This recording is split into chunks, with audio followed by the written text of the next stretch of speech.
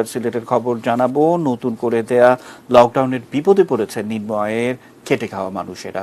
Corona সংক্রমণের ঊর্ধ্বগতিতে অনেকটাই দিশেহারা তারা। সিলেটের পরিস্থিতি এই মুহূর্তে আমরা জানবো।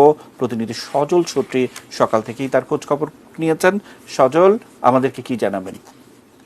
করোনা কালে বা লাগাতার লকডাউনে যে কি মানবিক সংকট তৈরি হয়েছে সেটা জানার জন্য আসলে খুব বেশি দূর যেতে হয় না।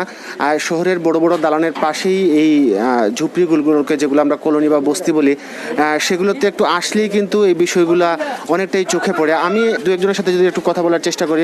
আমাদের সমস্যা নাই, খানি টানি নাই, ঘরে মেরে ফুটেন মুটেন বন্ধ। তারপরে আমরা বাতা হুঞ্জত এই হুঞ্জত আমরা দেন না। তারপরে আমরা গড় ভাড়া টর ভাড়া তো জমে গেছে, মালিকে তো গড় ভাড়া আমরা পুরোই নিব।